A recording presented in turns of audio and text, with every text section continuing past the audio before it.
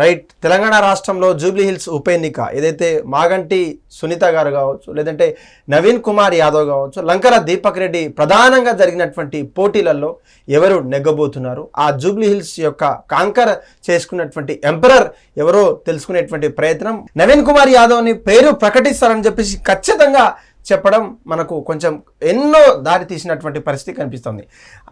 ఆయనతోనే ఉన్నాం. దాదాపు ఎన్నో రాజకీయ విశ్లేషణ చేసి ఎన్నో ఛానళ్ళకి ఇంటర్వ్యూ ఇచ్చినటువంటి అడారి నాగరాజ్ గారు ఉన్నారు. నమస్తే సార్. నమస్తే బ్రదర్. సార్, మీరు చెప్పినట్టుగా కాంగ్రెస్ ప్రభుత్వ నాయకులు కావచ్చు, కాంగ్రెస్ ప్రభుత్వం తెలంగాణ రాష్ట్రం ఉన్నటువంటి పరిస్థితిలో బీజేపీ నాయకులు కావచ్చు, బీఆర్ఎస్ నాయకులు ఓసీ క్యాండిడేట్కి ఇవ్వడం కావచ్చు, లేదంటే కంపల్సరీ బీసీల పట్ల ప్రేమ ఉన్నటువంటి నిరూపించుకోవాలంటే బీసీల నాయకులు ఖచ్చితంగా ఇస్తారు. అందులో ఒకటువంటి నవీన్ కుమార్ యాదవ్ గారికి ఖచ్చితంగా టికెట్ రాబోతుందని చెప్పేసి మీరు 2 వారాల క్రితమే చెప్పడం కొంచెం ఎన్నో తెరలకు దారి తీసింది సార్. మీరు చెప్పినట్టుగానే వచ్చేసింది, లేదంటే వాళ్ళకు ఉన్నటువంటి పల్స్, పబ్లిక్ పల్స్ ఏదైతే ఉందో దాంట్లో నిరూపించుకునేటువంటి వాళ్ళు ఎంతో ప్రయత్నాలు చేశారు. విష ప్రయత్నాలు, తన మీద ఒక రౌడీ అని, ఒక గుండా అని, ఒక అసాల్ట్ అని, ఒక ఎగ్జాసరేట్ చేసేటువంటి ఎంత బీఆర్ఎస్ కావచ్చు, లేదంటే బీజేపీ నాయకులు ప్రచారం చేసినప్పటికీ తన ముందంజలో ఉన్నప్పుడు మీ యొక్క ఎక్స్క్లూజివ్ ఎగ్జిట్ పోల్స్ ఏదైతే ఉందో దానికి ఎంతో మంది జీర్ణించుకోవట్లేదు, మనకంతా తెలుసు. చెప్పండి సార్, మీ యొక్క ఒపీనియన్ ఏంటి? లేదంటే రేపు రోజు రానున్నటువంటి విడుదల చేసేటువంటి ఫలితాల్లో మీరు ఏ అంచనా వేశారు? లేదంటే మాకంటే మీరే దాదాపు 2-3 వారాల నుంచి ఆ క్షేత్రస్థాయిలో ప్రతి ఒక్క బయట తీసుకున్నటువంటి దాదాపు 10-15 వేల మంది దగ్గర నుంచి ప్రతి ఒక్క ఎగ్జిట్ పోల్స్ సంబంధించినట్టు తీసుకున్నారు. ఏ విధంగా చూస్తారు? లేదంటే మీ పోల్ ఎలా ఉంది? లేదంటే రిలీజ్ చేసినటువంటి కేకే సర్వే కావచ్చు, ఎగ్జిట్ పోల్ సంబంధించినటువంటి చాలా చూద్దాం. మొదటగా మీ యొక్క ఎగ్జిట్ పోల్ సర్వే ఏ విధంగా చేశారనేది వ్యూవర్స్ కోసం, మా వ్యూవర్స్ కోసం ఒకసారి. అంటే ప్రధానంగా ఎగ్జిట్ పోల్స్ అనేవి ఎవరైతే ఓటింగ్ చేసిన వ్యక్తుల్ని మనం కొన్ని మా టీం సభ్యులు కొన్ని బూతులు బయటకు వచ్చిన తర్వాత కొంత దూరంలో మనం అడుగుతాం. పోలింగ్ బూత్ దగ్గర అడిగితే వాళ్ళు నిజాలు చెప్పే అవకాశాలు చాలా తక్కువ ఉంటాయి. కొంచెం దూరం తర్వాత అడిగితే మాత్రం వాళ్ళు వాస్తవాలు చెప్పే అవకాశం ఉంటుంది. సో అలాగా వచ్చిన సర్వేలే ఎగ్జిట్ పోల్స్ అంటారు. ఎగ్జిట్ పోల్స్ అంటే బయటకు వచ్చిన తర్వాత ఓటేసి బయట వచ్చిన వ్యక్తి చేత అడిగి తెలుసుకునేది ఇది మన ఎగ్జిట్ పోల్స్. అదేవిధంగా ఎగ్జిట్ పోల్స్ కూడా ఎవరు కూడా బహిర్గతం చేయకూడదు.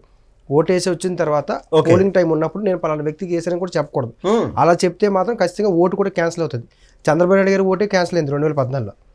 చంద్రబాబు నాయుడు గారి ఓటే క్యాన్సిల్ అయింది. నేను బీజేపీకి ఓటేస్తానని చెప్తే చంద్రబాబు నాయుడు ఓటు క్యాన్సిల్ చేశారు 2014 ఈ హైదరాబాద్లో, ఆ నియోజకవర్గంలో. హైదరాబాద్లో జూబ్లీస్ నియోజకవర్గంలో ఆయన ఓటేశారు. ఎవరికి ఓటేశారని మీడియా వాళ్ళు అడిగితే నేను బీజేపీ పార్టీకి ఓటేశారని చెప్పారు 2014లో. చంద్రబాబు నాయుడు గారు చెప్తే ఆయన ఓటు క్యాన్సిల్ చేశారు. ఆ కాన్స్టిట్యున్సీలో లెక్కింపు రోజు క్యాన్సిల్ చేశారు. సో కాబట్టి ఎప్పుడు కూడా బూతుల దగ్గర ఎవరు కూడా నేను పలానా పార్టీ అని చెప్పకూడదు, అది ఇన్ఫ్లుయెన్స్ అవుతుంది. సో ఈసారి జరిగిన ఎన్నికల్లో కూడా అందుకే ఎగ్జిట్ పోల్స్ 6 తర్వాత రిలీజ్ చేయమని చెప్పి చేశారు. సో నేను 6 తర్వాత కూడా కాకుండా నెక్స్ట్ రోజు నేను రిలీజ్ చేశా ఇంకా. సో ఏంటంటే నాకు కావాల్సిన ఏదైతే మనకి కొన్ని బూతుల నుంచి రాకపోవడం వల్ల కొంచెం లేట్ అయింది. సో అందరూ కొంచెం తొందరగా తీసుకున్నట్టున్నారు, మా వాళ్ళు కొంచెం లేట్గా తీసుకున్నారు. సో మనం తీసుకునేది చాలా పర్ఫెక్ట్గా ఉంటుంది. అదేవిధంగా మీరు చెప్పారు నవీన్ యాదవ్ గారికి టికెట్ కాకముందే 2 వీక్స్ ముందు చెప్పారని. సో పార్టీలు ఎలాంటి క్యాండిడేట్ని డిక్లేర్ చేస్తారు? సాధారణ ఎన్నికలకి ఇలాంటి ఉప ఎన్నికకి ఈ ఎన్నిక అనేది నవీన్ యాదవ్ గారికి ఎంత అవసరమో కాంగ్రెస్ పార్టీకి ఎంత అవసరం, రేవంత్ రెడ్డి గారికి కూడా అంత అవసరం. అలాంటప్పుడు ఎలాంటి క్యాండిడేట్ని సెట్ చేస్తారు, ఎలాంటి క్యాండిడేట్కి ఇస్తారు అనే యాంగిల్లో కూడా నేను ఆలోచించి నవీన్ యాదవ్ గారికి టికెట్ కాకముందే 2 వీక్స్ ముందు చెప్పా. ఎవరికి టికెట్ ఇస్తారని చెప్పి నేను మీడియా వాళ్ళు అడిగితే నవీన్ యాదవ్ గారికి ఇచ్చే అవకాశం ఉంటుంది, నవీన్ యాదవ్ గారికి గెలుపు అవకాశం ఉంటుందని కూడా చెప్పాను టికెట్ ఇవ్వకముందు. సో బహుశా దేశంలో టికెట్ ఒక వ్యక్తి కన్ఫర్మ్ కాకముందు కూడా విన్నింగ్ అనేది చెప్పడం అనేది మనకి రాజకీయాల మీద 365 days నాకు నేను ఉంటాను కాబట్టి ఎలక్షన్స్ టైంలో నేను ఒక 12 to 15 hours పనిచేస్తాను ఎలక్షన్ టైంలో. గ్రేట్. అసలు ఎప్పుడు ఎలక్షన్స్ లేకపోతే కూడా నేను 3-4 hours నేను పనిచేస్తాను కంటిన్యూస్గా. మన దేశవ్యాప్తంగా మీకు తెలుసు అన్ని రాష్ట్రాల్లో చెప్పాను, ఇక్కడ కూడా చెప్తున్నాను. సో మనకి రెగ్యులర్ గా మనం ఈ పాలిటిక్స్ మీద అంశాల మీద ఉంటాం కాబట్టి అంత గ్రాసింగ్ మీద చెప్పడం జరిగింది. ప్రధానంగా నవీన్ యాదవ్ గారికి 47.3 ఇది నేను ఇచ్చిన మన ఎగ్జిట్ పోల్స్. సో నేను పోలింగ్ కి 5 days ముందు నేను వీడియో రిలీజ్ చేశా. ఆ వీడియోలో 46% to 46 to 51 లోపు వస్తుంది నవీన్ యాదవ్ అని చెప్పాను. ఎగ్జిట్ పోల్ రిలీజ్ కాకముందు, పోలింగ్ అవ్వకముందే చెప్పా 46 to 51 అని చెప్పా. ఓకే, ఇప్పుడు అంటే ఆ వీడియో కూడా మా ఛానల్లో ఉంటుంది, మీకు తెలుసు, నా రాజకీయ విశ్లేషణ ఛానల్ ఉంటుంది. 46 to 51 అని చెప్పాను. సో ఇప్పుడు అందరూ, నేనే కాకుండా అందరు ఇచ్చిన ఎగ్జిట్ పోల్స్ కూడా దగ్గర 46, 47, 48, 49 ఇచ్చారు. సో నేను పోలింగ్ కు ముందే చెప్పాను. సో ఇప్పుడు 47.3 42.3 అంటే నేను ఇచ్చిన అంశాల మీద కూడా ముందుగా కూడా చెప్పిన దాంట్లో కూడా 3 నుంచి 6% షేర్ తోటి నవీన్ యాదవ్ గారు గెలుస్తారని చెప్పాను. 3 నుంచి 6% ఓటు షేర్తో గెలుస్తారని చెప్పాను. ఓకే. సో అదే విధంగా కూడా ఇక్కడ కూడా ఎగ్జిట్ పోల్స్ కూడా మనకు అదే రకంగా వచ్చాయి. అవును. 47 to 42 ఇక్కడ కూడా 5% అది ఎగ్జాక్ట్లీ 5% ఉంది. సో నేను 3 నుంచి 6% అని చెప్పాను, ఇక్కడ 5% ఉంది. సో వీళ్ళిద్దరికి 5% తేడాతో నవీన్ యాదవ్ గారు గెలుస్తారని చెప్పాను. ఓకే. ఇది ఇక్కడ ఈ 2 పార్టీలు కొన్న అంశం. కేవలం ఈ ఎగ్జిట్ పోల్సే కాదు, ఈ ఎగ్జిట్ పోల్స్ ముందు నేను చెప్పిన విశ్లేషణ క్యాండిడేట్ ఎవరికి ఇస్తారని చెప్పాను, వాళ్ళకే ఇచ్చారు. గెలుపు ఎవరికి అవకాశం ఉంటుందని చెప్పాను, వాళ్ళకి చెప్పారు. పార్టీ బలాలు బలహీనతలు, నవీన్ యాదవ్ గారి మైనస్లు, బీఆర్ఎస్ పార్టీ ప్లస్లు, అన్ని అంశాలు, బీజేపీ పార్టీ ప్లస్లు అన్ని అంశాలు చెప్పాను.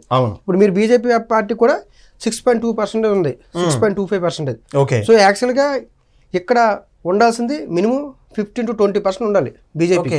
అవును. యాక్చువల్గా ప్రధానమైనటువంటి పోటీ వీరి ముగ్గురు మధ్య కాబట్టి యాక్చువల్గా బీజేపీకి ఉండాల్సింది 15 to 20% ఉండాలి, కానీ 6.2% ఉంది. సో అందరు ఇచ్చిన ఎగ్జిట్ పోల్స్ కూడా 10 లోపే ఉన్నాయి. అవును, 10 లోపే ఉన్నాయి. సో బీజేపీ పార్టీకి మీరు అడిగినట్టు బీజేపీ పార్టీకి ఎందుకు తక్కువ ఉందంటే అసలు క్యాండిడేట్నే రేస్లో లేనట్టుగా చేశారు. ఓకే. అసలు క్యాండిడేట్ని పెడతారా పెట్టరా అన్న అంశాన్ని కూడా తీసుకొచ్చారు తెర మీదకి లాస్ట్ మొన్న. సో వీళ్ళిద్దరూ నవీన్ యాదవ్ గారి కంటే టికెట్ లేట్ గా కన్ఫర్మ్ చేశారు, బీఆర్ఎస్ పార్టీకి మొదలు చేశారు. బీజేపీ పార్టీ ప్రాబ్లం ఏంటి, క్యాండిడేట్ ని డిక్లేర్ చేయడానికి వీళ్ళకి ప్రాబ్లం ఏంటి? నవీన్ యాదవ్ గారి కోసం 4 పోటీ పడ్డారు. అవును. సో చివరికి నవీన్ యాదవ్ గారి గ్రాఫ్ ఉందని చెప్పాను, నేను కూడా చెప్పాను. ఎవరికి గ్రాఫ్ ఉందో వాళ్ళకి ఇస్తారు, గెలిపే వ్యక్తికి ఇస్తారు. ఎందుకంటే ఇది చాలా ఇంపార్టెంట్. నవీన్ యాదవ్ గారి గెలుపు కాదు, కాంగ్రెస్ పార్టీ గెలవాలి, రేవంత్ రెడ్డి గారు కూడా గెలవాలి. సో అంత అవసరం కాబట్టి గెలిచే వ్యక్తికి ఇస్తారు. కాబట్టి గెలిచే వ్యక్తి నవీన్ యాదవ్ అతనికి ఉన్న అన్ని యాంగిల్ అన్ని యాంగిల్లో ఉన్న అంశాలు తీసుకొని ఈయనకి ఇస్తారని చెప్పి, నేను ఇస్తారని గెలుస్తారని చెప్పి ఆయనకి ఇచ్చారు. సో ఎగ్జిట్ పోల్స్ కూడా వచ్చేసాయి. ఓకే. బీజేపీ పార్టీకి ఉండండి, బీజేపీ పార్టీ క్యాండిడేట్నే అసలు డిక్లేర్ చేయలేదు. ఇప్పుడు బీఆర్ఎస్ పార్టీ ముందుగా డిక్లేర్ చేసింది, నవీన్ యాదవ్ గారికి లేట్ అయింది, వీళ్ళకి లేట్ అయింది డిక్లేర్ చేయడానికి. సో క్యాండిడేట్ డిక్లేర్ చేయడమే లేట్గా డిక్లేర్ చేసినప్పుడు చాలా మంది ఏమన్నారంటే అసలు మేము రేస్ లో లేమేమో అన్నట్టుగా ఈ యొక్క క్యాడర్స్ కి ఎవరైతే వీళ్ళు ఫాలోవర్స్ ఉంటారో, ఈ యొక్క లంక దీపక్ రెడ్డి గారి దగ్గర కింద పనిచేసిన వాళ్ళు ఉంటారు, బీజేపీ పార్టీ సంబంధించిన అభిమానులు ఉంటారు, వీళ్ళందరూ కూడా అసలు మేము పోటీ చేస్తామా చేయమా, లేకపోతే బీఆర్ఎస్ పార్టీ సపోర్ట్ చేస్తామా అన్న యాంగిల్లో కూడా ఆలోచించారు. ఓకే. అదేవిధంగా బీఆర్ఎస్ పార్టీ బీజేపీ పార్టీ ఒకటే అన్న ప్రచారం కాంగ్రెస్ పార్టీ బాగా బలంగా చేసింది. సో అదేవిధంగా ముఖ్యమంత్రి రేవంత్ రెడ్డి గారు కూడా బీఆర్ఎస్ పార్టీ బీజేపీ పార్టీ ఒకటే రేవంత్ రెడ్డి గారు చెప్తున్నారు. అంటే మొన్న ఎలక్షన్స్ లో కూడా ఆయనకి ఎలక్షన్స్ ముందేమో 37% వచ్చింది, ఎలక్షన్ తర్వాత పార్లమెంట్ ఎన్నికలు 17% వచ్చింది. సో 2 పార్టీలు ఒకటే. బీఆర్ఎస్ పార్టీకి అసెంబ్లీ ఎన్నికల్లో వచ్చిన ఓట్స్ ఏవైతే ఉన్నాయో పార్లమెంట్ ఎన్నికల్లో రాలేదు. సో వీళ్ళు ఓటింగ్ క్రాస్ ఓటింగ్ పడిపోయిందని చెప్పారు. సో నేను క్రాస్ ఓటింగ్ కోసం కూడా నేను ఒక వీడియో చేశాను. సో అన్ని పార్టీలోనూ క్రాస్ ఓటింగ్ ఉంటుందని కూడా చెప్పాను. సో కాంగ్రెస్ పార్టీ నుంచి ఉన్న కొంత క్రాస్ ఓటింగ్ బీజేపీ పడుతుంది, ఎందుకంటే ఎంఎం పార్టీతో పొత్తు పెట్టుకుంది కాబట్టి వీళ్ళు క్రాస్ ఓటింగ్ పడితే చెప్పారు. బీఆర్ఎస్ పార్టీలో కూడా క్రాస్ ఓటింగ్ ఉంటది, ఎందుకంటే నవీన్ యాదవ్ గారు లోకల్ అందుబాటులో ఉన్న వ్యక్తి కాబట్టి. ఇప్పుడు కేసీఆర్ గారి అంశం మీద చూడలేదు, ఓన్లీ మాగంటి సునీత గారిని చూస్తారు. సో నవీన్ యాదవ్ గారికి ఇండివిజువల్ గా చూసే వాళ్ళు కూడా ఆ పార్టీకి ఓట్లేస్తారు. సో ఇలాగ అనేక ఫ్యాక్టర్ అందరికి ఉంటాయని చెప్పారు. సో బీజేపీ పార్టీకి ఇంత రావడం అనేది ఆ క్యాండిడేట్ ని గతంలో పోటీ చేసిన క్యాండిడేట్ మళ్ళీ పెట్టారు. సో ఇక్కడ నవీన్ యాదవ్ గారు బీసీ సామాజిక వర్గం, ఇక్కడ ఓసీ సామాజిక వర్గం, ఇక్కడ కూడా బీసీ పెడితే బాగుంది కదా. ఓకే. నేను రెడ్డిస్ కానీ మన గౌడ్స్ కానీ యాదవ్స్ కానీ పెడతారేమో నేను భావించాను. ఓకే. సో వీళ్ళు ఇదే లంక దీపక్ రెడ్డి గారిని పెట్టడానికి ఉద్దేశం ఏంటి? సో అదేవిధంగా మనకి బీఆర్ఎస్ పార్టీ మన జూబ్లీస్ నియోజకవర్గంలో కార్మిక నగర్లో మీటింగ్ పెట్టారు. మీటింగ్ పెట్టినప్పుడు కూడా ఈ బీజేపీ నాయకులు చాలా మంది కూడా ఫాలోవర్స్ మేము బీజేపీ మాగంటి సునీత దగ్గర సపోర్ట్ చేస్తాం అన్నట్టుగా కామెంట్స్ పెట్టారు. అవును. సో అవన్నీ అంశాలు చూస్తే వీళ్ళిద్దరు ఒక అండర్స్టాండింగ్ ఉన్నారేమో అన్న బీజేపీ బీఆర్ఎస్ అన్న ఫీలింగ్ ఓటర్స్ కి కలిగింది, వీళ్ళ ఫాలోవర్స్ కూడా కలిగింది. ఓకే. చివరి పోలింగ్ ఒక 1 వీక్ ఉన్న పోలింగ్ 1 వీక్ ముందు కూడా చాలా బాగా ఎక్కువ హంగామా చేశారు బాగా. సో చేసినా సరే మన అభ్యర్థి రేస్ లో లేడు అన్న ఫీలింగ్ క్యాడర్స్ కలిగింది, అయిపోయింది. సో అందువల్ల ఈ బీజేపీ పార్టీకి రావడానికి ప్రధాన కారణం. ఓకే సార్, ఇప్పుడు మీ ఎగ్జిట్ పోల్స్ ఒకసారి ఎక్స్క్లూజివ్గా మేము కూడా ఎక్స్ప్లెయిన్ చేశాము, కానీ మీకున్నటువంటి అవగాహన మేరకు లేదంటే వ్యూవర్స్ లేదంటే అక్కడ ఉన్నటువంటి ఓటర్స్ మైండ్ని రీచ్ చేసేటువంటి మీరు ఎగ్జాక్ట్గా ఇచ్చారు. రేపటి రోజున ఏదైతే పోలింగ్ జరిగిన తర్వాత 3-4 డేస్ టైం ఏదైతే ఉంటుందో వాళ్ళకు ఉన్నటువంటి పాజిటివ్స్ కావచ్చు, నెగటివ్స్ వాళ్ళు ఒక్కొక్కసారి రీకరెక్షన్ చేసుకుంటే కొన్ని అంశాలు ఉంటాయి. అదొక బీసీ సామాజిక వర్గం ఒకటి +1, ప్లస్ అక్కడ ఉన్నటువంటి ముస్లిం మైనారిటీ ఓట్లు ఎలా ఉంటాయి, ఎందుకంటే 4 లక్షల ఓట్ల పై చెలుగులో 1,00,000 ఓట్లు కేవలం ముస్లిం మైనారిటీ. అది ఆ పార్టీకి వెళ్ళిందా, లేదంటే ఈ పార్టీకి వెళ్ళిందా, లేదంటే భాయ్ అని చెప్పుకునేబడేటువంటి బీజేపీకి వచ్చిందంటే 3 అంశాలు ఉంటాయి. ఆ అంశాల గురించి మనం తర్వాత మాట్లాడుకుందాం. కొన్ని సర్వేలు చెప్తున్నటువంటి పరిస్థితి ఈ విధంగా ఉన్నాయి సార్. దీని మీద కూడా మనం మాట్లాడుకోవాల్సినటువంటి అవసరం ఉంది. ఇది సర్వేల పేర్లు ఇవి, వాళ్ళు ఇచ్చినటువంటి పార్టీస్ కి పర్సంటేజ్ ఇచ్చినటువంటి ఇది బీఆర్ఎస్ కావచ్చు, బీజేపీ కావచ్చు, కాంగ్రెస్ కావచ్చు. వీటి మీద మీకున్నటువంటి అభిప్రాయం ఏంటి, లేదంటే మీ దగ్గర ఉన్నటువంటి ఇంచుమించు ఇక్కడ వాళ్ళు చేసేటువంటి ప్రయత్నం చేశారా అంటే బెంచ్ మార్క్ ఉంటుంది కదా, అది ఒకసారి చూసేటువంటి ప్రయత్నం చేద్దాం. చాణక్య స్ట్రాటజీస్ వాళ్ళు కాంగ్రెస్ కి 46 ఇచ్చారు సార్, బీఆర్ఎస్ కి 43 ఇచ్చారు, వేరాజ్ బీజేపీకి కేవలం 6% ఇచ్చారు. ఇది ఎలా చూడొచ్చు మనం? ఇది దగ్గరగా ఉంది ఇది. ఓకే, అంటే నేను చెప్పాను కదా, ఎలక్షన్స్ ముందు కూడా చెప్పాను 3 నుంచి 6% ఓట్ షేరింగ్ తోటి కాంగ్రెస్ పార్టీ గెలుస్తుందని చెప్పాను. సో ఏవైతే 3 నుంచి 6% వరకు ఉంటాయో అవి దగ్గర సంబంధం. సో అదేవిధంగా నేను ఎలక్షన్స్ ముందు చెప్పా, ఇప్పుడు ఎగ్జిట్ పోల్స్ పోలింగ్ తర్వాత వచ్చాయి. పోలింగ్ ముందు నేను ఏం చెప్పా, 46 నుంచి 51, 46 to 51% అని చెప్పా. సో 46 ఉంది. సో 47, 48, 49 వరకు కూడా ఉంటది అనమాట. ఓకే, సో అది ఒకవేళ 49 టు ఇక్కడ నవీన్ యాదవ్ గారికి 51 దాటి వెళ్ళే అవకాశాలు లేవు. సో ఎంతైనా సరే 46, 47 కరెక్ట్ అవుతుంది. ఓకే, సో నేను ఈ ఎగ్జిట్ పోల్స్ ఎలక్షన్స్ తర్వాత వచ్చినాయి. సో నేను చెప్పిన ముందు చెప్పా. సో ముందు చెప్పిన దానికి దీనికి ఎక్కడైతే మ్యాచ్ అయిందో అదే కరెక్ట్ అనుకోవచ్చు. ఓకే, సో 46 to 43 అంటే 3% వేరియేషన్ ఉంది. సో ఇది దగ్గరగా మ్యాచ్ అయింది. బీజేపీ కూడా 6% ఇచ్చారు.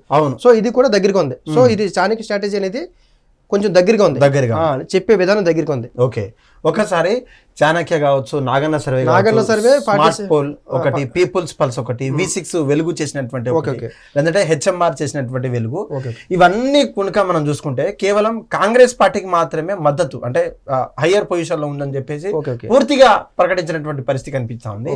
ఇటు బీఆర్ఎస్ లో కూడా అటు మీరు చెప్పినటువంటి 44, 45% కూడా ఎక్కడ కూడా దాటైనటువంటి పరిస్థితి దీంట్లో కనిపిస్తుంది. మీరు చెప్పినట్టుగా 6 నుంచి 10% లోపే అన్ని కూడా, ఒక నాగన్న సర్వే మాత్రమే 8% ఒకటి ఇచ్చారు సార్, మీద కంప్లీట్ కూడా ఆ లోపే ఉన్నాయి. ఒక్కసారి పూర్తి అనాలిసిస్ ఒకసారి చూడండి. ఇప్పుడు 47.8, 41.6. సో కాంగ్రెస్ పార్టీ చాలా ఎక్కువ ఇచ్చారు. సో అంటే దరిదాపులు 6% ఇచ్చారు. అంటే ఇది టఫ్, అది అంటే ఇది ఎంత అవుతుందని నేను అనుకోవడానికి ఛాయిస్ లేదు. నాగన్న సర్వే లేదు. ఇది 48, ఇది 48, ఇది 42, ఇది కూడా 6% ఇచ్చారు. సో ఇది కూడా టఫే. పీపుల్ సర్వే 48, 41 అంటే 7%. ఇది కూడా టఫే. సో వెలుగు 55, 45 కాదు, 10% అని ఇది అస్సలు కాదు. అంటే V6 వెలుగు కొంచెం ప్రేమతో ఉన్నది కాబట్టి ఆ టైంలో ఆ మినిస్ట్రీ పదవి కావచ్చు, లేదంటే కాంగ్రెస్ ప్రభుత్వంలో వచ్చినటువంటి ఆ ప్రేమ అనుకోవచ్చా మనం, V6 వెలుగు ఇచ్చింది. అదే అయి ఉండొచ్చు, అంటే అభిమానంతో చూసేటప్పుడు ఎక్కువ కనిపిస్తుంది. కానీ అభిమానం రియాలిటీగా ఉండాలి. ఆ రియాలిటీగా లేకపోతే 10% అనేది మామూలు. ఈ 10% అంటే ఎంత ఓట్సో నాకు తెలుసు. ఈ 10% అంటే ఇవి ఎంత ఓట్స్ నాకు తెలుసు. ఆల్రెడీ నవీన్ యాదవ్ గారికి ఎంత మెజారిటీ వస్తుందో కూడా చెప్పాను. సో ఓట్లతో సహా, సీట్లు సహా ఇప్పుడు కొంచెం ఎవరు చెప్పలేదు. అంటే ఈ 10% ఒక వాల్యూ ఎంతో నాకు తెలుసు. సో అది అంత కాదని చెప్తున్నాను. హెచ్ఎంఆర్ కూడా ఇది 48, 43, 5%. సో ఈ 5% కూడా టఫే. 5% కూడా చాలా టఫే. సో ఇందులో చెప్పింది ఈ యొక్క చాణక్య స్ట్రాటజీ అనేది కొంత దగ్గరగా ఉంది. అదేవిధంగా మీకు ఇది ఇందులోని మనకి హెచ్ఎంఆర్ లో ఇది ఇతరులకు ఇచ్చింది 5.8% ఇచ్చారు. సో నేను ఇచ్చింది కూడా 5.8%. సో బీజేపీతో కొంచెం కంపేర్ చేస్తే సో ఇది కూడా కొంచెం, ఇది ఒకటి దగ్గరగా ఉంది. మిగతా ఈ రెండు కూడా చాలా ప్రాక్టికల్ కి దూరంగా ఉంది. గ్రౌండ్ కి దూరంగా ఉన్నాయి. అదే విధంగా ఒకసారి కేకే సర్వే చూసేటువంటి ప్రయత్నాలు చేద్దాం. అందరూ ఆసక్తి కూడా కంప్లీట్ కేకే సర్వే మీద వాళ్ళు ఎలా చేశారు, లేదంటే మొదటి నుంచి కూడా వాళ్ళు ఉన్నటువంటి పరిస్థితి. మొట్టమొదటి పబ్లిక్ పల్స్ రిలీజ్ చేసింది అదే సర్వే, పెద్ద పెద్ద స్క్రీన్లు పెట్టి కంపల్సరీ బీఆర్ఎస్ఏ వస్తుంది, సునీత గారి విజయం ఖాయం అంటూ కూడా మొదటి నుంచి కూడా చెప్తున్నారు. అదేవిధంగా చూసుకున్నట్లయితే దాదాపు 8% కూడా ఓటు షేర్ చేస్తుంది, అది కంపల్సరీ బీఆర్ఎస్ అని చెప్పేసి బల్లగుజ్జు చెప్తున్నారు. దాని గురించి మీరేమంటారు? ఒకసారి KK survey exit polls Jubilee Hills bypoll elections 2025 BRS వచ్చేసి 49%, వేరాజ్ కాంగ్రెస్ 41%, బీజేపీ 8%. ఎలా చూస్తారు సార్ ఈ శాతాలను మీరు? ఏ విధంగా మీరు ఎలా అంటే ఇక్కడ చిన్న అంశం చూడొచ్చు ఇక్కడ ఏంటంటే బీఆర్ఎస్ కి 49, 41 అంటే ఎంత 8%. అదే 8% బీజేపీకి వస్తుందని చెప్పారు. అవును. సో అంటే వీళ్ళకి ఉన్న గ్యాప్ ఏమో 8% ఉంది. అదే గ్యాప్ బీజేపీకి వస్తున్నారు, ఫిల్ చేస్తున్నారు. ఓకే. సో అంటే అర్థం ఏంటంటే ఇక్కడ నుంచి ఇక్కడ క్రాస్ ఓటింగ్ పడుతుందని చెప్పి వీళ్ళు భావిస్తున్నారు. ఓకే, కొంచెం మీరు అవును 48 అవును 49 41 వీళ్ళకి అంటే ఇక్కడ 8% ఉంది కదా. అవును, వీళ్ళకి బీజేపీ వాళ్ళకి వీళ్ళు ఇచ్చింది చాణక్య వాళ్ళు ఇచ్చింది 8%. అవును. సో వీళ్ళు చాణక్య వాళ్ళు ఏం భావిస్తున్నారంటే, చాణక్యం ఎక్కడ ఉంది, కేకే సర్వే. ఇప్పుడు ఈ కేకే సర్వే వాళ్ళు ఏం భావిస్తున్నారంటే ఈ బీజేపీ ఓటు ఇక్కడ క్రాస్ ఓటింగ్ పడుతుందని వీళ్ళు భావిస్తున్నారు. ఓకే, అలా జరిగే అటువంటి అవకాశం ఉంది, కానీ అసలు వీళ్ళకి ఓట్ షేరింగ్ ఉంటే కదా షిఫ్ట్ అవడానికి. సో అలా షిఫ్ట్ కాకుండా ఆల్రెడీ రేవంత్ రెడ్డి ఇచ్చిన స్పీచ్ అంతా కూడా 2 పార్టీలు ఒకటే అనే స్పీచ్, క్యాడర్ యొక్క అంశాలు ఇవన్నీ కూడా తీసుకొచ్చారు. సో వీళ్ళు ఎక్స్పెక్ట్ చేస్తుంది ఏంటంటే ఇక్కడ ఉన్న క్రాస్ ఓటింగ్ పడుతుందని అని భావిస్తున్నారు. సో అది జరిగే అసలు వీళ్ళకి ఎక్కువ ఓట్ షేరింగ్ వస్తే కదా అక్కడ షిఫ్ట్ అవడానికి. వీళ్ళకి వచ్చే ఓట్ షేరింగ్ చాలా తక్కువ ఉంది. సో వీళ్ళకున్న క్యాడరే చాలా డిప్రెషన్ లోకి వెళ్ళారు. 5 నుంచి 6% most of the surveys me including me survey కూడా ఇచ్చింది, కానీ ఇక్కడ కేకే సర్వే మాత్రం 8% ఇచ్చింది సార్. ఎలా చూడొచ్చు? బీజేపీ 8% పడేటువంటి ఛాన్సెస్ ఉందా, లేదంటే కాంగ్రెస్ కావచ్చు, లేదంటే కేటీఆర్ కావచ్చు, మీకు డిపాజిట్ దక్కితే నేను సన్మానం చేస్తానని చెప్పేసి బహిర్గతంగా అన్ని సోషల్ మీడియా ఛానల్లో, ప్రతి ఒక్క మీడియా ఛానల్లో ఓపెన్గా ఛాలెంజ్ చేశారు. మరి 8% ఓట్ షేర్ రావడం ఏంటి సార్? అంటే కేకే సర్వే వాళ్ళు బీజేపీకి కొంచెం ఎంకరేజ్ చేశారన్నమాట. ఎక్కువ ఛాయిస్ ఉన్నాయి, మీరు కష్టపడండి, మీరు డిప్రెషన్లోకి వెళ్ళకండి, కొంచెం మీరు గట్టిగా కష్టపడండి అని చెప్పి వీళ్ళకి ముందు ఇచ్చిన ఓట్ షేరింగ్ కూడా సర్వేలో కూడా అలా ఇచ్చారు. సో మీకు హోప్స్ ఉన్నాయి, మీరు కష్టపడండి అని చెప్తారన్నమాట. సో వీళ్ళకి ఎప్పుడైతే ఎక్కువ వచ్చాయో అందులో వీళ్ళకి క్రాస్ పడతాయని చెప్పి వాళ్ళు ఫీల్ అవుతున్నారు. సో వీళ్ళకి ఎక్కువ పడాలి, లేదంటే వీళ్ళకి ఎక్కువ పడాలి. వీళ్ళకి ఎక్కువ పడితే ఇది క్రాస్ ఓటింగ్ జరుగుతుంది. సో ఆ క్రాస్ ఓటింగ్ ఎంత అని కూడా గతంలో నేను చెప్పాను, అన్ని పార్టీలో ఉన్నాయి. కాంగ్రెస్ లో ఉన్న అసమానతలు కూడా కొంతమంది కాంగ్రెస్ పార్టీలో, అంటే MIM party Congress party tie up అయిందన్న అంశంతో కూడా బీజేపీ క్రాస్ ఓటింగ్ పడే అవకాశం ఉందని కూడా చెప్పాను. సో ఆ యాంగిల్ కూడా చెప్పాను, అన్ని పార్టీలో ఉండదు. సో వీళ్ళు కేకే సర్వే కావచ్చు, బీఆర్ఎస్ పార్టీ కావచ్చు, ఎక్కువ ఎక్స్పెక్ట్ చేసింది ఏంటంటే మాకు బీజేపీ నుంచి క్రాస్ ఓటింగ్ పడుతుందని భావించారు. సో అక్కడ అలా పడే అవకాశాలు చాలా తక్కువ ఉన్నాయి, అసలు పడలేదు. ఓకే, ఇది చూడండి సార్ ఒకసారి. మిషన్ చాణక్య, ఈ చాణక్యాల 2 ఉన్నాయి, దీంట్లో ఒక్కసారి చూసేటువంటి ప్రయత్నాలు చేద్దాం. ఇక్కడ కూడా జస్ట్ 3% మాత్రమే ఓడిపోయేటువంటి క్యాండిడేట్ కావచ్చు, లేదంటే గెలిచేటువంటి క్యాండిడేట్కి జస్ట్ 3% మీరు చెప్పినటువంటి 3 to 5 లేదంటే 5 to 6% మాత్రమే విన్నింగ్ ఎగ్జిట్ పోల్స్ ఇచ్చినటువంటి దీన్ని కేకే సర్వే మాత్రం ఏకంగా అంత ఇచ్చడం. ఈ ఒక్కసారి ఇది రాష్ట్రీయ రజనీకాంత్ గారు చేసినటువంటి రాష్ట్రీయ స్ట్రాటజీస్ చేసినటువంటి పరిస్థితి. ఇది దాదాపు 50%, 39% ప్లస్ 8%. దీని ఎలా చూస్తారు మీరు? అంటే అదర్స్ 3% ఇచ్చారు. సో అందరూ ఇటు నుంచి వస్తారు కదా, కొన్ని సర్వేలు ఇటు నుంచి కూడా చూడాలి. ఓకే, సో వీళ్ళు 3% ఇచ్చారు. సో నేను 5% ఇచ్చాను అదర్స్ కి. అంటే ఇక్కడ ఎందుకు ఇచ్చానంటే 58 మంది పోటీ చేసి ముగ్గురు ఈ పార్టీలో, మిగిలిన 50 ఇంకా 55 మంది ఉన్నారు. 55కి 3% ఇచ్చారు కామన్ అది. అవును. సో నేను ఇచ్చింది 5 ఇచ్చాను, 5% పడుతుందని చెప్పాను. 3% ఓట్ షేరింగ్ అంటే చాలా తక్కువ కదా 55 మంది అభ్యర్థులకి. అవును. సో నేను ఈ సర్వే చూసి నేను ఇటు నుంచి రావాలని చెప్పా. ఓకే. సో కాబట్టి 3% అనేది తక్కువ. సో 5% 6% ఇవ్వాలి, రావాలి. సో బీజేపీకి 8 ఇచ్చారు, అంటే ఇది సరిపోయింది. అవును. సో బీఆర్ఎస్ పార్టీకి 39 ఇచ్చారు. ఓకే, కాంగ్రెస్ కి 50 ఇచ్చింది సార్, ఎగ్జాక్ట్లీ 50 ఇచ్చారు. బీఆర్ఎస్ కి 39 కరెక్ట్ ఇచ్చారు, కానీ కాంగ్రెస్ కి ఇచ్చింది 50 ఇచ్చారు. సో 50% పడే అవకాశాలు చాలా తక్కువ ఉంటాయి. ఓకే, చాలా తక్కువ. 46 to 51 అని చెప్పాను. సో ఇది 39 అంటే కూడా కాదు, బీఆర్ఎస్ కూడా ఇంకెక్కువ ఉంటది. చాలా, ఎందుకంటే 3 to 5% మాత్రమే ఉంటది, ఎక్కువ ఉండదు. ఎందుకంటే బీఆర్ఎస్ పార్టీ ఓట్ షేరింగ్ చాలా బలంగా ఉంది. వాస్తవంగా చెప్పాలంటే ఏ అనలిస్ట్ కూడా ఛానల్లో డిస్కస్ చేస్తా తప్ప స్వయంగా వెళ్ళి పబ్లిక్ బయట తీసుకున్నాను. ఈ మన ఎగ్జిట్ పోల్స్ మా టీమ్స్ వెళ్ళి మేము వెళ్ళాం. సో స్వయంగా వెళ్ళిన ఈ ఎలక్షన్స్ కోసం తీసుకున్నాను నేను. సో ఇక్కడ కాంగ్రెస్ పార్టీకి ఓట్ బ్యాంకింగ్ చాలా ఎక్కువ ఉంది. ఓకే, చాలా స్టాండర్డ్ ఓట్ బ్యాంకింగ్ ఉంది, ప్రభుత్వ వ్యతిరేకత ఇవన్నీ ఉన్నాయి. కానీ క్యాండిడేట్ వీక్ వల్ల బీఆర్ఎస్ పార్టీకి ప్రధానమైన మైనస్ పాయింట్ అదొకటి. లాస్ట్ కి వచ్చినటువంటి సర్వే మిషన్ చాణక్యను సంథింగ్ ఏదో ఇచ్చారని చెప్పేసి ఇంకో చిన్న విషయం మీకు చెప్పలేదు, అదర్స్ ఎంతని ఎవరు చెప్పలేదు. అవును, మీరు ఎగ్జాక్ట్ గా చెప్పలేదు. ఒకసారి ఇంకో మన మిగతా వాళ్ళు తీయండి. మీరు మాత్రం 5.2 ఇచ్చారు, నేను అదర్స్ కూడా ఇచ్చా. సో మనం నేను చెప్తుంది ఏంటంటే 58 మెంబర్స్ అంటే మామూలు విషయం కాదు. 50 ముగ్గురు తీసేస్తే మొత్తం 58 ముగ్గురు తీసేస్తే 55. ఈ 55 వచ్చే ఓట్ షేరింగ్ 5.25% అని చెప్పాను. సో ఎవరైనా ఎక్కడైనా చెప్పారా? అదర్స్ కి చెప్పారా? కొంతమందికి చెప్పారు, కొంతమందికి ఎగ్జాజరేట్ చేసేసి చెప్పారు. అదే ఎగ్జాక్ట్ అంటే నార్మల్ గా ఇక్కడ ఆగండి. ఇక్కడ ఎన్ని సర్వేలు ఇచ్చారు? 1 2 3 4 5 6 సర్వేలు. 6 సర్వేలు అదర్స్ కి ఇచ్చారా? ఇవ్వలేదు. సో మనం అంచనా అదర్స్ కూడా అంచనా వేయాలి కదా. అవును, అది ఇదొకటి. ఇక్కడ కూడా అదర్స్ ఓన్లీ మీరు చెప్పినట్టుగా మీకు 3% ఇచ్చారు. ఇదైతే కంప్లీట్ చాణక్య కావచ్చు, హెచ్ఎంఆర్ కావచ్చు, పబ్లిక్ పల్స్ కావచ్చు, ఇవన్నీ కూడా బీజేపీని టార్గెట్ చేస్తూ లేదంటే బీఆర్ఎస్ ని కాంగ్రెస్ ని టార్గెట్ చేస్తే ఇచ్చారు సార్. అదర్స్ రేర్ గా ఇచ్చినటువంటి పరిస్థితి మనకు కనిపించింది. ప్రధానంగా మాట్లాడుకుందాం.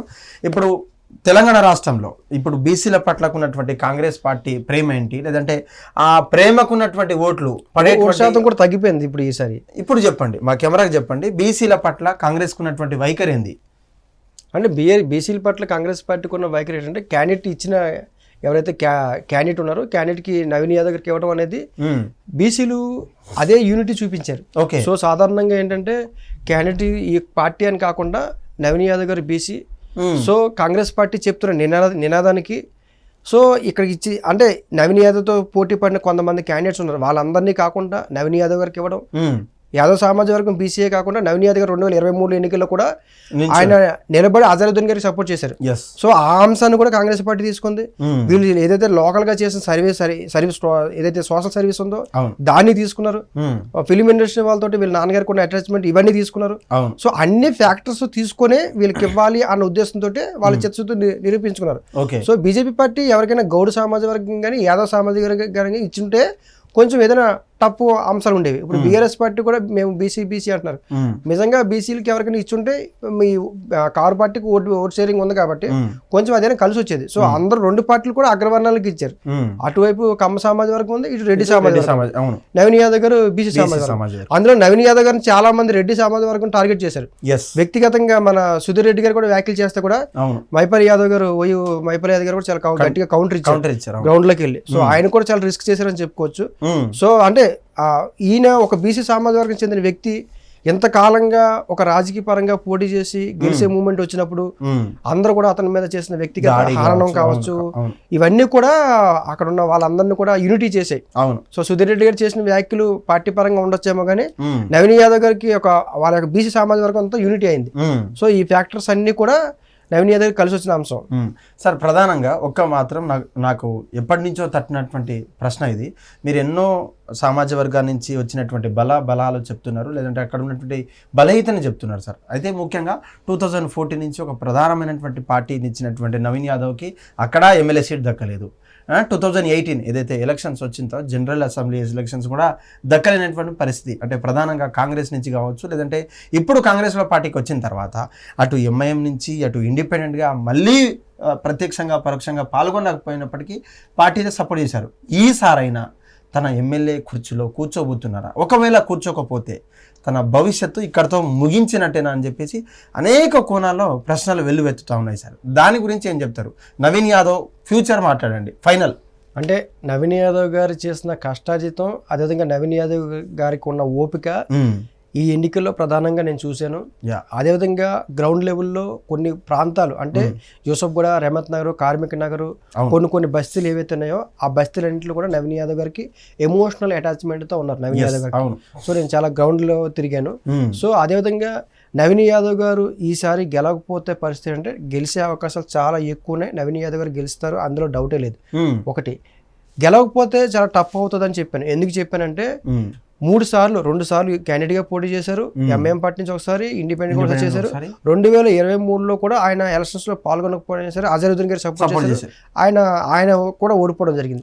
సో 3 ఎలక్షన్స్ చూసిన తర్వాత ఈసారి కనుక ఆయన గెలవకపోతే మాత్రం రేపు వేరే రాజకీయ పార్టీలు సీట్లు ఇచ్చేటప్పుడు అంటే అధికార పార్టీలో ఉన్నప్పుడు కూడా ఆయన గెలవలేదు అన్న అంశాన్ని కూడా తీసుకొచ్చి రేపు వేరే పార్టీలు సీట్లు ఇవ్వడానికి తొందరగా రారు. సో అదొక అంశాన్ని చూపించుకునే అవకాశం ఉంటుంది. కాబట్టి ఇది నవీన్ యాదవ్ గారికి, వాళ్ళ ఫ్యామిలీకి, వాళ్ళ క్యాడర్స్కి వాళ్ళ అంటే ఎదగడానికి ఒక అవకాశం ఉంది. చాలా పెద్ద ఆపర్చునిటీ. ఈ ఆపర్చునిటీని వాళ్ళు వినియోగించుకున్నారు, కష్టపడ్డారు. సో కొన్ని హింసాత్మక సంఘటనలు జరిగాయి, కానీ వీళ్ళంతా కూడా గ్రౌండ్ లెవెల్లో పోలింగ్ మేనేజ్మెంట్ అన్నిటికంటే మెయిన్ నవీన్ యాదవ్ గారికి పోలింగ్ మేనేజ్మెంట్ లో ముందున్నారు, అదేవిధంగా ప్రజాదరణలో ముందున్నారు. కానీ మీడియా మేనేజ్మెంట్ లోను వెనకున్నారు, స్ట్రాటజిస్ట్ లో నవీన్ యాదవ్ గారు వెనకున్నారు. సో ఈ విషయం కూడా నేను చెప్పాను. అన్నిటికంటే ఈ ఎన్నికల్లో 10 to 15% ఓట్ షేరింగ్ పెరుగుతుంది నేను భావించాను. అసలు గతం కంటే జరిగిన దానికంటే 2% తగ్గిపోయింది. సో ఇక్కడ జూబ్లీస్ నియోజకవర్గంలో ఫిల్మ్ ఇండస్ట్రీ వాళ్ళు వీళ్ళందరూ ఓట్లు వేయకపోవడం, కొంతమంది 2 పార్టీల నుంచి డబ్బులు తీసుకొని మాకు 2 పార్టీల నుంచి వచ్చాయి కాబట్టి టెన్షన్ లేదని చెప్పి వాళ్ళు ఓటు వేయకపోవడం, ఇక్కడ ఈ ఎలక్షన్స్ లో చాలా ప్రధాన అంశంగా చెప్పుకోవచ్చు. Okay sir. సో పోలింగ్ అనేది ఎంత శాతం నమోదవుతుందో నేను అస్సలు ఎక్స్పెక్ట్ చేయలేదు. ఒకవేళ కనుక నిజంగా నేను అనుకున్నట్టు ఎక్స్పెక్ట్ చేసి ఉంటే నవీన్ యాదవ్ గారికి అంటే భారీ మెజార్టీ వచ్చేది, నవీన్ యాదవ్ గారికి మంత్రి పదవి కూడా వచ్చేది.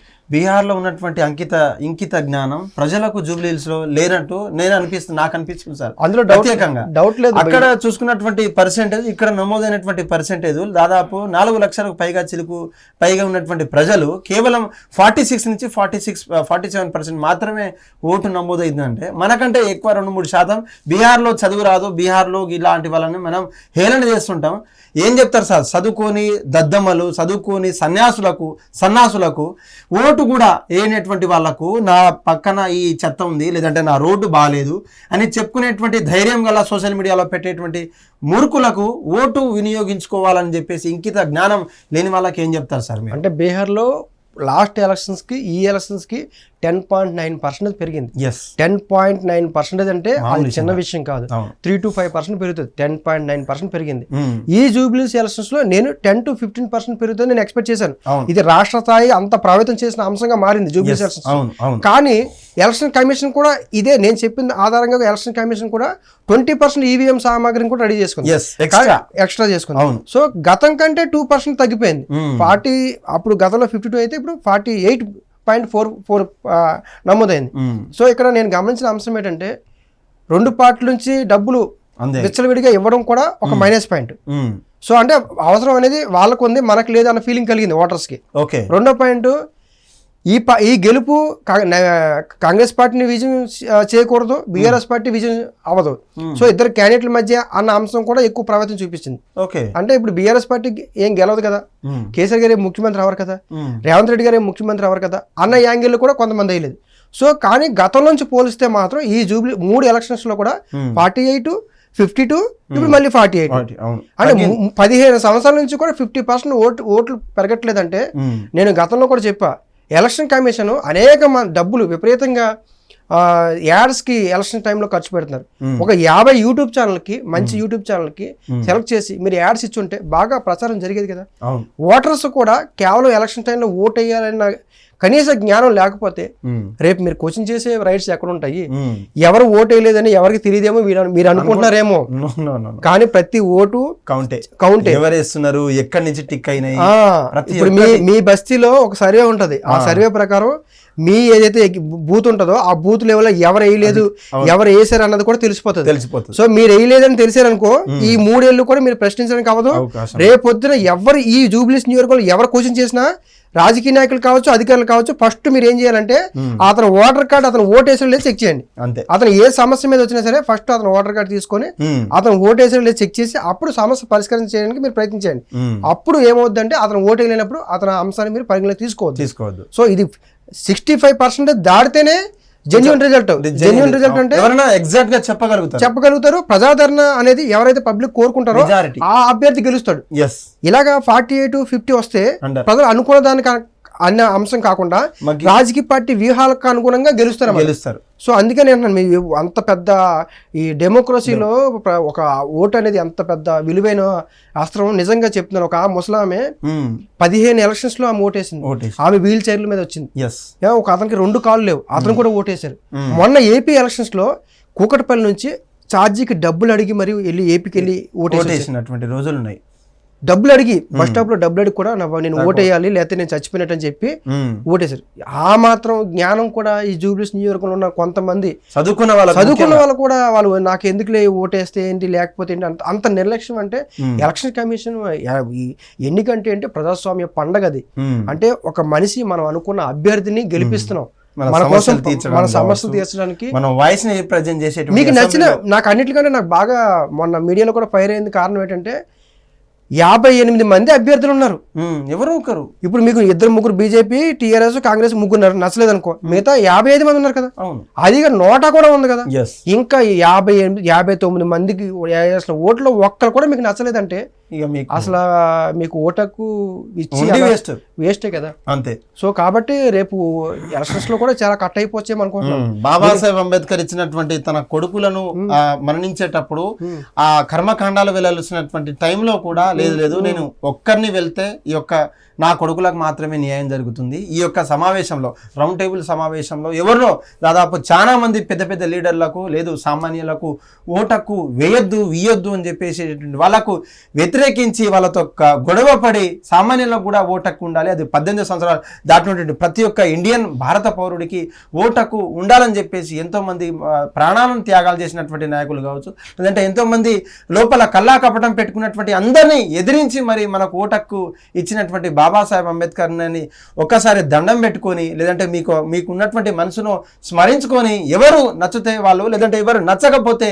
నోటా అనే ఆప్షన్ 59వ బటన్ ఇచ్చినప్పటికీ ఆ 59 మందిలో కూడా మీరు ఓటు వేయడం లేదంటే మీ యొక్క గడపను దాటకపోవడం అంటే మిమ్మల్ని మీరు నాశనం చేసుకున్నట్టే, లేదంటే మీ యొక్క కమ్యూనిటీ కావచ్చు లేదంటే మీ యొక్క సరౌండింగ్స్లో ఉన్నటువంటి డెవలప్మెంట్ని మాత్రం మీరు మీ చేతులారా డెవలప్మెంట్ ఆపినట్టే అని నా యొక్క మెయిన్ ఫీలింగ్ సార్.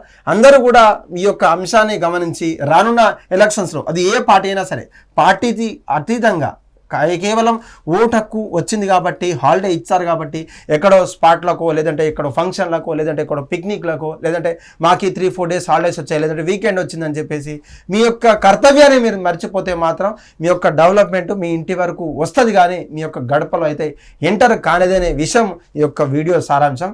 ఈ వీడియోలో ఉన్నటువంటి మీరు ఏ పార్టీలో ఉన్నటువంటి ప్రదేశం కావచ్చు లేదంటే మీ ప్రదేశాల్లో ఉన్నటువంటి ప్రాబ్లమ్స్ ఏంటి లేదంటే ఏ పార్టీ కూడా దానికి కవర్ చేస్తుంది, ఏ పార్టీ కూడా గెలిపిస్తే ఆ పార్టీ మనకు చేసేటువంటి ప్రయత్నాలు ఏందో కూడా ఈ యొక్క వీడియో కింద కమెంట్ పెట్టండి. మీరు ఏ పార్టీకి వేశారనేది విషయం కాకుండా కూడా ఐ క్యాస్ట్ మై ఓట్ అనే మీరు లోకల్ అయితే మాత్రం మీ జూబ్లీ హిల్స్ ఓటర్స్ అయితే మాత్రం మీ యొక్క విలువైనటువంటి కమెంటు ఈ వీడియో కింద తెలియజేయండి. ఈ వీడియో కోసం మేము ఎన్నో ప్రయత్నాలు చేశాము, లేదంటే సార్కున్నటువంటి బిజీ టైం కూడా మాకు కీలకమైనటువంటి టైం ఇవ్వడం లేదంటే మీ ముందుకు తీసుకురావడం తనకున్నటువంటి ఆలోచన కావచ్చు తనకున్నటువంటి ఓటర్ పరిజ్ఞానంతో తనకున్నటువంటి ఈ 3-4 మంత్స్ క్రూషియల్ టైం అంతా కూడా స్పెండ్ చేసి అదంతా కూడా చేసి లేదంటే తనకేదో రావాలి లేదంటే నాకేదో ఉండిపోవాలనే అంశం లేకుండా గెలుపు కోసం మాత్రమే ఎవరైతే నిక్కచ్చిగా పోరాటం చేస్తున్నారో వాళ్ళకి గెలుపు అందాలి, గెలుపు వరించాలి అనే అంశం మీద మాత్రమే ఎగ్జిట్ పోల్స్. ఈ ఎగ్జిట్ పోల్స్